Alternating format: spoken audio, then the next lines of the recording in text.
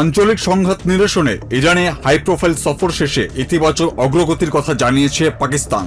তেহরানে ব্যস্ত সময় পার করে মঙ্গলবার নিজ দেশে ফেরেন পাকিস্তানের সেনাপ্রধান অসীম মুনির ও স্বরাষ্ট্রমন্ত্রী মোহসেন নাকভি।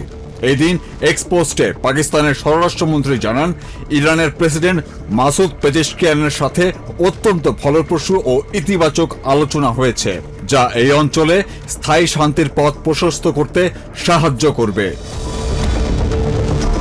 নাকভি জানান, এই সফরে ইসলামাবাদ সমঝোতা স্মারকটি পুনরুদ্ধারের মাধ্যমে সংঘাতের স্থায়ী সমাধানের জন্য উভয় পক্ষের প্রয়োজনীয় পদক্ষেপ নিয়ে আলোচনা হয়।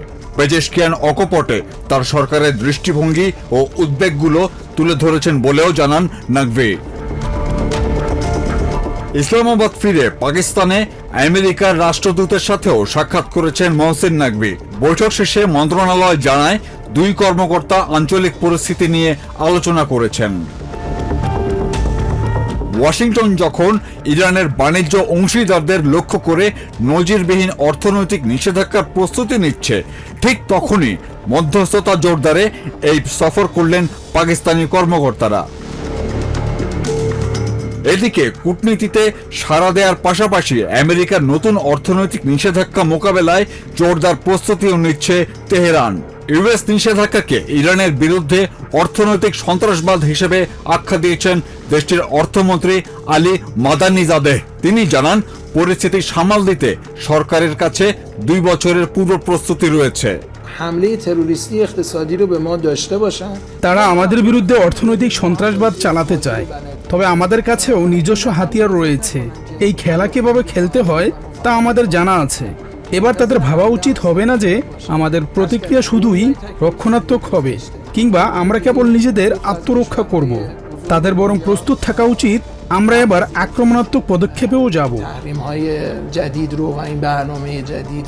মাদানিজাদেহ বলেন, বিশ্বের শীর্ষ 2 দেশ ইতিমধ্যেই নতুন নিষেধাজ্ঞা পরিকল্পনা প্রত্যাখ্যান করেছে।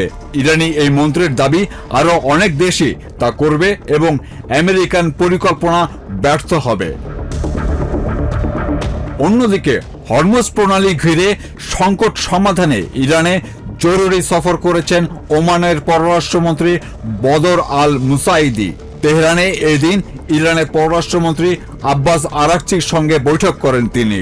হরমুজ পরিচালনার নতুন আইনি কাঠামো তৈরিতেই দ্বিপাক্ষিক এই সফর। তেহরান ওয়াশিংটনে যুদ্ধবিরতি সমঝোতা সইয়ের পর থেকেই হরমুজে যৌথ ব্যবস্থাপনা প্রতিষ্ঠায় দ্বিপাক্ষীয় প্রচেষ্টা চালিয়ে যাচ্ছে ওমান ও Iran. Saif Rakib, TVN24 news desk.